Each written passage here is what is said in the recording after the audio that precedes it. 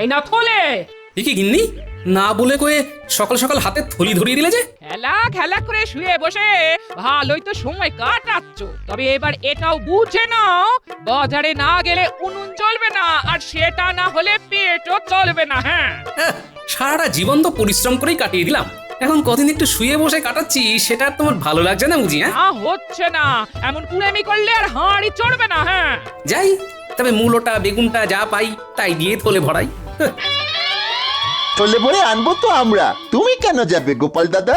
বাচ্চাদের কাছে খবর পেলাম ওদের গোপাল দাদুকে নাকি খুব খাটাচ্ছে দিদা, তাই গোপাল দাদার খাটুনি যাতে একটু কমে তাই বাজারটা করে দিয়ে গেলাম আর কি। গোপাল দাদা তো লোকজনের উপকার কম করেন না, আর আমাদেরও অনেক উপকার করেছে। হ্যাঁ, তাই এটুকু করতে পেরে আমাদেরও খুব ভালো লাগছে। বললে তো যা আছে তাই দিয়ে দুজনের এক সপ্তাহ ভালো করে কেটে যাবে। একেই বলে গিন্নি, যে খায় ননি তাকে যোগায় চিন্তামণি। আজও তো দেখছি গড় হাজি। এটা আর নতুন কথা কি, গোপাল তো এরকমই করে। তাই তো দেখছি আসার আর নাম নেই। মহারাজ, এভাবে দিনের পর দিন না এসেও তো গোপাল ঠিক পার পেয়ে যাচ্ছে। বারে বারে খুকু ধান খেয়ে যাবেন, সেটা কি করে হবেন? এই মরেছে, এই পণ্ডিত যে আবার অং বং চং শুরু করে দিল। কিন্তু গোপাল আসছে নাই বা কেন? শ্বশুর বাড়ির আদর পেলে কি আর কারোর আসতে ভালো লাগে? মা, গোপাল গেছে শ্বশুর বাড়ি, তাই তো ধরি ধরি করি, কিন্তু ধরতে নাহি পারি। শাশুড়ির আদরে গোপাল তো তাহলে খাসা আনন্দেই আছে। এখন ওই আদরে না আবার অন্য কিছু হয়ে যায়। হতে আর বাকি কি আছে? গোপালের লম্ফ ঝম্প দেখেই তো টের পাওয়া যায়। না না, গোপাল ফিরে এলে ওকে কড়া শাসন আর কাজের মধ্যে রাখতে হবে। আমি সিপাইকে পাঠাচ্ছি গোপালের খবর নিতে, সে আদৌ ফিরছে কিনা, আর না ফিরলে কবে ফিরতে পারে সেই ব্যাপারেও খোঁজ খবর নিতে হবে। একদম ঠিক ভেবেছেন মহারাজ।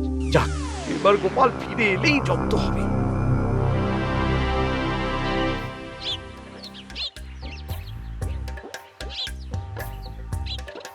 গোপাল দাদা, ও গোপাল দাদা, বাড়ি আছো নাকি? মহারাজ ডেকে পাঠিয়েছেন। কাকে ডাকছো আদর করে? হ্যাঁ? ওই দেখো, সে তো দিব্যি নাক ডেকে ঘুমাচ্ছে। তাই তো দেখছি। বেশ, তাহলে মহারাজকে গিয়ে তাই বলি। মহারাজের কানে কথা গেলে যে কি হবে কে জানে, তবে না জানিয়েই বা উপায় কি? হ্যাঁ, আরাম করতে করতে লোকটা যে একদম কাম কাজ শিখে তুলেছে। ওহ,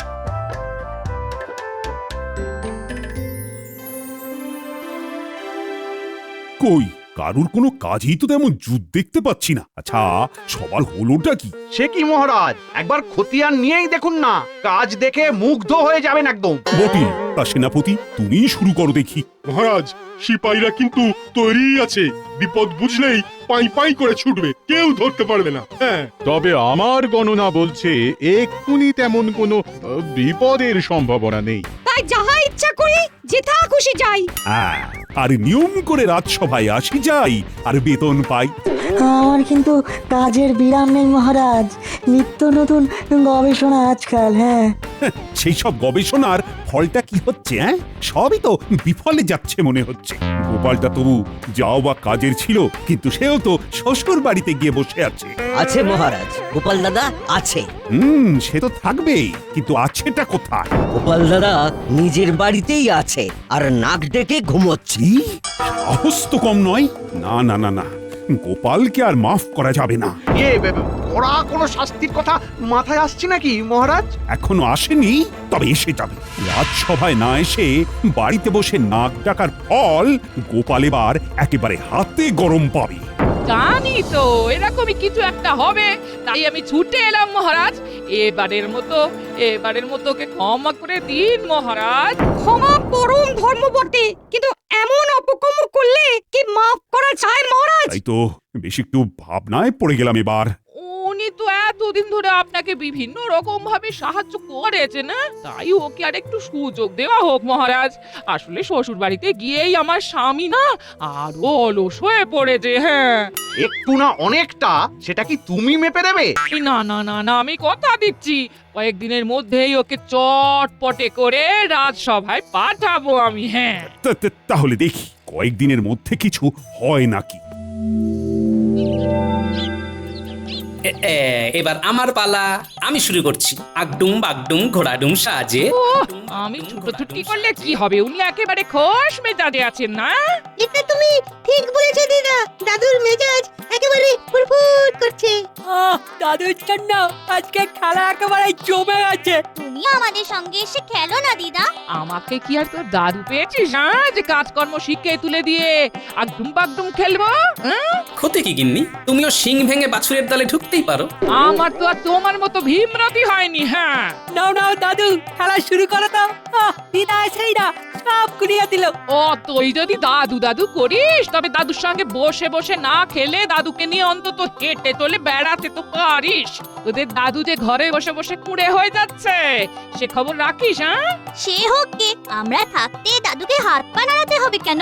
আমরাই তো দাদুর হাত পা, তাই আমরাই দাদুর সব কাজ করে দেব। চল চল, চটপট হাতে পাতে করে দিদাকে দেখিয়ে দি বাচ্চারা কি পারে।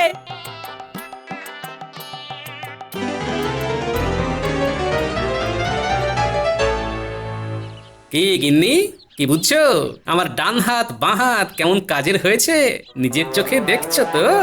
এমন নাতি নাতনি থাকলে আমি আর তোমার কুড়েমি বন্ধ করবো কি করে? হ্যাঁ, ওপরওয়ালাই জানে এবার কি হবে। হ্যাঁ, তাহলে বুঝতে পেরেছিস তো কিভাবে কি করতে হবে? আপনি তো একেবারে ফর্দ ধরিয়েই দিয়েছেন মন্ত্রী মশাই। কি কি কিনতে হবে? মাছ, মশলা, তরি তরকারি। যাক যাক, এতদিনে তুমি তাহলে সংসারের দায়িত্ব বুঝেছো। আমি বলার আগে কি সুন্দর সব গুছিয়ে জোগাড় করে আনতে বলছো। হ্যাঁ হ্যাঁ, ফর্দটা বেশ ভালো করেই করেছি, যাতে এক সপ্তাহ আর নড়াচড়া করতে না হয়। এইভাবেই সংসারের প্রতি আরো দায়িত্ব নিতে হবে তোমায়। দায়িত্ব নিচ্ছি বটে, তবে নিজের সংসারে নয়, বরং গোপালের সংসারে। সে কি? আর সেটাও গোপালকে দায়িত্ব দিয়ে ডোবাবো বলে। তুমি যে কি খেলা খেলছো এবার কে জানে।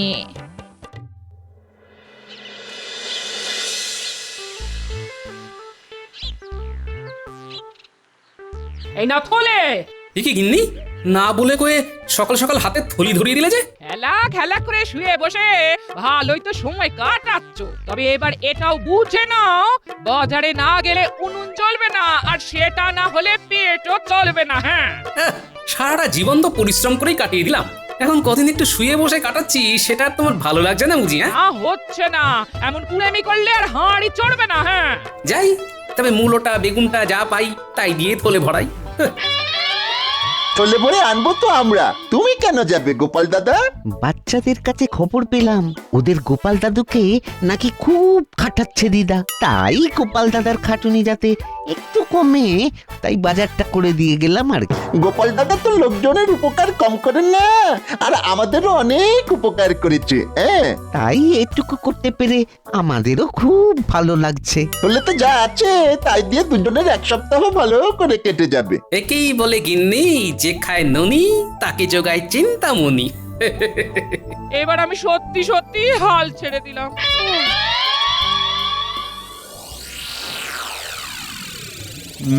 ব্যাপার কি? রাজসভাটা আজও যেন কেমন ফাঁকা ফাঁকা লাগছে। সে তো লাগবেই মহারাজ, গোপাল যে আসেনি আজ। তাই তো, গোপাল তো সভায় আসেনি। না, এটা তো বাড়াবাড়ি। খবর পেয়েছি গোপাল দিনের পর দিন আরো কুঁড়ে হয়ে যাচ্ছে। এখন তো সে বাড়ি থেকে বেরিয়ে বাজার দোকানটা পর্যন্ত করে না। আপনি বলুন মহারাজ, এসব কি হচ্ছে? বলো কি, তাই নাকি? আমি কি একটা ভেষজ আর একবার খাইয়ে দেখবো মহারাজ, এই রোগ সারে নাকি? দেখা দেখির আর কি আছে মহারাজ, এবার অন্তত গোপালকে বরখাস্ত করা উচিত।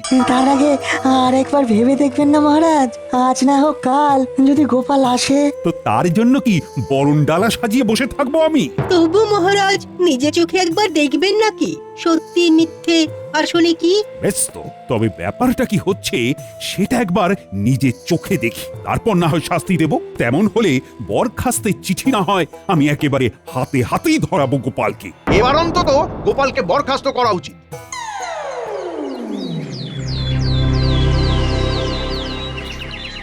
তোরা যে একেবারে আদা জল খেয়ে লেগে পড়েছিস দেখছি, আমার পান থেকে চুন খসতে দিচ্ছিস না।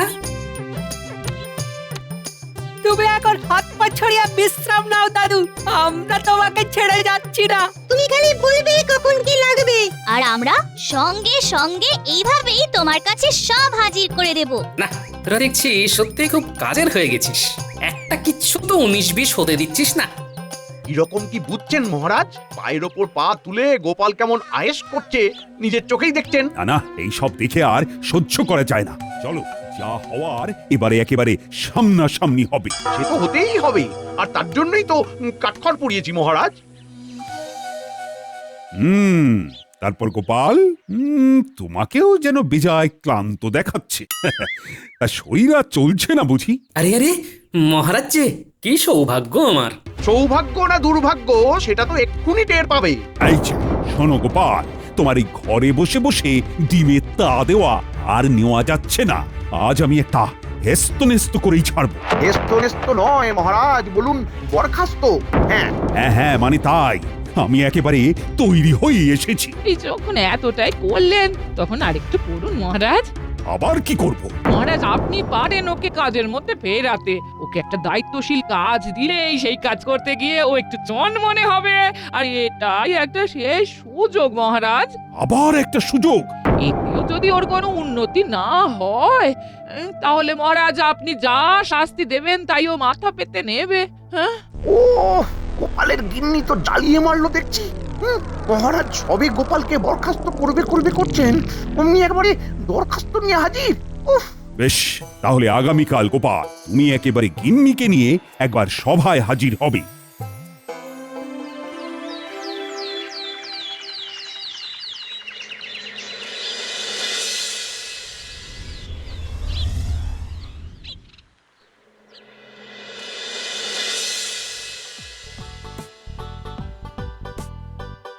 পেন নাম হই মহারাজ। হই কোথায়? এ তো হাই। হ্যাঁ, গোপালের আলসেমি যাওয়ার তো কোনো লক্ষণই নেই দেখছি। ও ভাই গোপাল, তুমি কি ক্লান্ত? তুমি নিজে মুখেই বলো না, সবাই না হয় শুনতো। গোপাল আর কি শোনাবে, এখন হাই তুলছে, একটু পরেই যাই যাই করবে।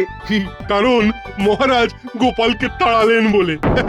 অযোগ্য লোককে সভায় বসিয়ে রেখেই বা কি হবে?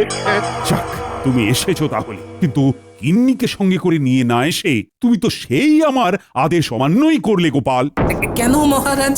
কাজ তো আমি করব, গিন্নির কি দরকার? এই হ্যাঁ, মানে না, মানে তাই তো। নামে গোপাল আর তালেও ঠিক। মহারাজ এখন কি করিং কি বলিং? তা গোপাল, তোমার যখন শুয়ে বসেই থাকতে ইচ্ছে করছে তখন বসে থাকার কাজই দেব না হয়। দিন না মহারাজ, কর্মই তো ধর্ম। কি কাজ দেবেন দিন? কাজ আমার ভাবা হয়ে গেছে। আমার দাদুর আমলের একটা টিনের সিন্দুককে প্রাসাদের সামনের মাঠে বসে রোদ খাওয়াতে হবে। এটা আবার কেমন কাজ মহারাজ? হ্যাঁ, এটা তো গোপাল চোখ বুঝেই করে দেবে। চোখ বুঝলেই তো টেরটি পাবে। সেই সিন্দুক যাতে কেউ তুলে নিয়ে না চলে যায়, তাই কড়া পাহারায় রাখতে হবে। কিছুতেই সিন্দুককে কাটছাড়া করা যাবে না। আর যদি সিন্দুক হারায় তবে 100 মোহর জরিমানা গোপালকেই ভরতে হবে। বেশ, তবে তাই হবে মহারাজ। কাল থেকেই না হয় টিনের সিন্দুক রোদ খাবে।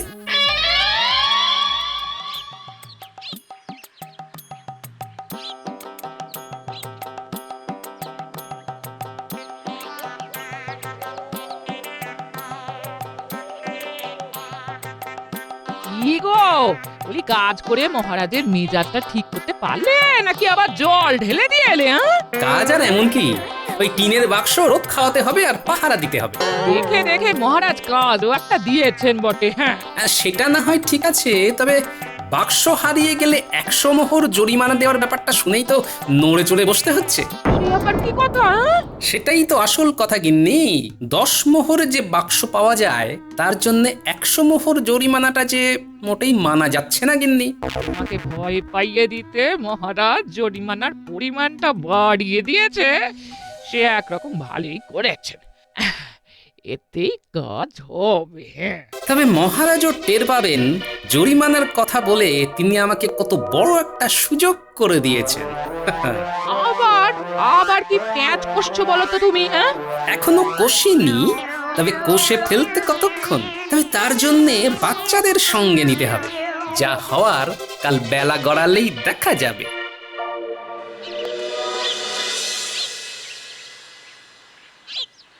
না, রোদের তেজ আস্তে আস্তে বাড়ছে দেখছি। সিন্ধুকের সঙ্গে সঙ্গে যে আমিও রোদে সেঁকে যাচ্ছি। ওই তো গোপাল কাজে লেগে পড়েছে দেখছি। ওটার এমন কি কাজ? তবে হ্যাঁ, ওই বসে থাকাটাও যে কত কষ্টের সেটা গোপাল এবার টের পাচ্ছে। গোপালং আলস্যং গচ্ছামি। এবার গোপাল বুঝুক ঠেলা, এটাও মহারাজের একরকম মারি বটে। মহারাজ ভাতে না মেরে হাতে মারছেন, দেখেও শান্তি। বেলা বেশি বাড়ার আগেই খেলা শুরু করে দিতে হবে, কিন্তু বাচ্চাদেরই তো এখনো পাত্তা নেই। আচ্ছা কাছি দাদু, আর সঙ্গে করে সব কিছু একেবারে গুছিয়ে নিয়ে এসেছি। এই যে জল, গামছা, গুড়ের বাতাসা। আরে এসব না হয় হলো, কিন্তু কাজের জিনিসগুলো এনেছিস কি? এনেছি তো, এই তো খড়ির টুকরো, কাগজ, কলম, একদম যেমন বলে দিয়েছিলে। হ্যাঁ, এই তো এইবার যেমন বলে দিয়েছিলাম তেমন করে প্রচারের কাজে লেগে পড়। তুমি কিচ্ছু ভেবো না গোপাল দাদু, ওই দিকটা আমরা ঠিক সামলে নেব। তুমি বরং এদিকটা গুছিয়ে নাও। সে আর বলতে, হাতে যখন খড়ি আছে তখন ভারী কাজটা আগে সেরে ফেলি, কিছু করি আর না করি গুছিয়ে লিখে ফেলি। এই তো একেবারে গোটা গোটা হরফে বাক্সের গায়ে এই লিখে দিলাম, রাজবাড়ির এই টিনের বাক্সের দাম 10 মোহর। যে কিনতে চাও বিকেল বেলা মাঠে এসো। ব্যাস, এবার শুধু অপেক্ষা করব আর দেখব কেমন কি সাড়া পড়ে।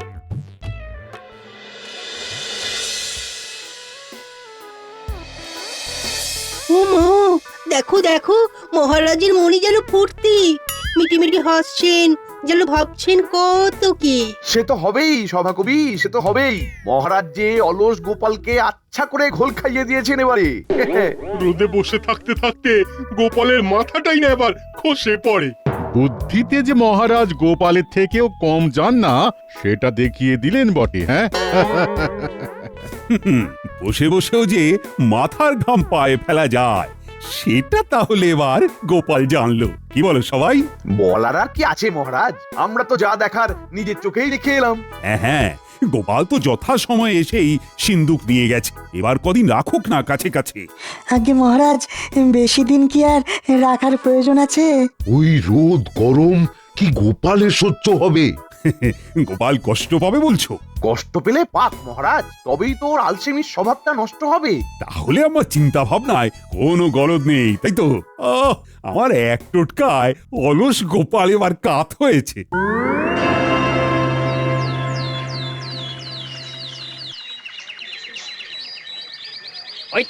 ওই তো টিনের সিন্দুক দেখতে পেয়েছি। ও, তাহলে তো দেখছি খবরটা সত্যি। হ্যাঁ, বাচ্চারা তাহলে ভুল খবর দেয়নি। মাত্র 10 মোহরে রাজবাড়ির এমন একটা বাক্স পাওয়া যাচ্ছে। আমি আগে এসেছি, ওটা আমি নেব। কে আগে আর কে পরে এসেছি সবটাই গোপাল দাদা দেখেছে। গোপাল দাদাই ঠিক করবে কাকে এই টিনের বাক্সটা দেবে। এই শোনো, আমি নগদ 10 মোহর নিয়ে এসেছি। হাতে হাতে দেবো আর হাতে হাতে নেব। আর আমরা কি মুখ দেখবো? আহা, নিজেদের মধ্যে গুঁতোগুতি করে কি লাভ ভাই? বাক্স তো একটাই, তাই সবাই পাবে কি করে? তাহলে কি উপায়, কে পাবে ওটা? সেই জন্যই তো ভাগ্য পরীক্ষার ব্যবস্থা করছি আমি। যারা ভাগ্য পরীক্ষার খেলায় যোগ দিতে চাও তারা একটা করে মোহর দাও, তারপর দেখো কি হয়। এই নাও, আমি দিলাম।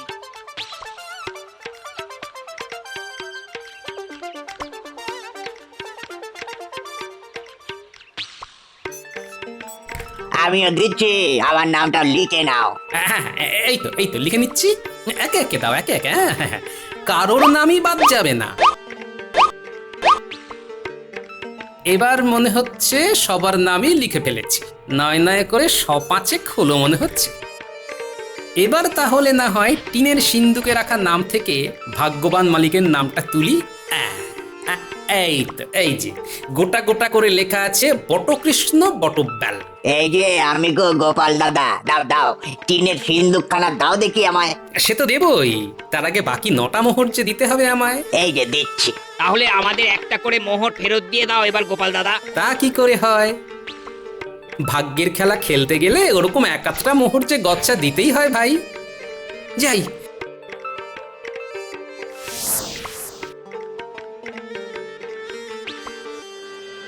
আমি এগোলাম। যাই, আমি বরং এবার মহারাজের কাছে যাই। দুগ্গা দুগ্গা।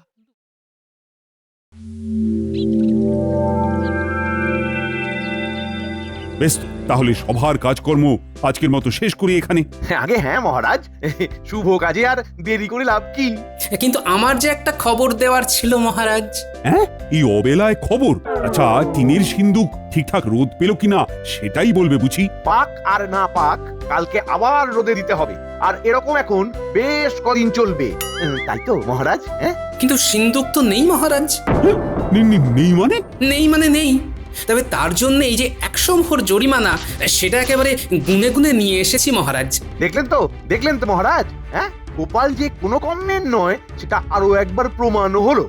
তবে মহারাজ, ওই সিন্দুকটা হারিয়ে যেতে শুধু যে আপনার হলো তাই নয়, আমারও নেহাত কম হলো না। তার মানে সিন্দুক একজন ভাগ্যবানের হাতে তুলে দিতে 500 জনের কাছ থেকে একটা করে মোহর নিয়ে ভাগ্য পরীক্ষার খেলা খেলেছি, তাই যা হয়েছে আমার জন্যই হয়েছে। জরিমানার অর্থ দেওয়ার পরেও বাকি 400টার মতো মোহর আমার আয় হয়েছে মহারাজ। কি উর্বর বুদ্ধি! এই না হলে গোপালের বুদ্ধি ঠিক সময়ে কাজে লাগিয়েছে। হ্যাঁ, সত্যি, এই না হলে গোপাল, এটাই তো গোপালের কাজের মতো কাজ। শরীরে অলস হলে কি হবে, গোপাল দেখিয়ে দিয়েছে মাথাতে তার আগের মতোই ধার আছে। হ্যাঁ, গোপাল তাহলে এবারেও ফাঁকতালে কাজ গুছিয়ে নিয়েছে। তবে মহারাজ, আপনি নিশ্চিন্ত থাকুন, এবার থেকে আমি নিয়ম করেই সভায় আসব। আমার জন্য গিন্নিকে অনেক অনুনয় বিনয় করতে হয়েছে, সেটা কি আর ভালো লাগে? যাক, তাহলে তোমার শুভ বুদ্ধির উদয় হয়েছে। নিজের বুদ্ধির পরিচয়ের সঙ্গে সঙ্গে গিন্নির মান মর্যাদা রক্ষার দায়িত্ব যে আমার মহারাজ। এটাই তো কথার মতো কথা গোপাল, এই জন্যই তো বলি তোমার তুলনা হয় না।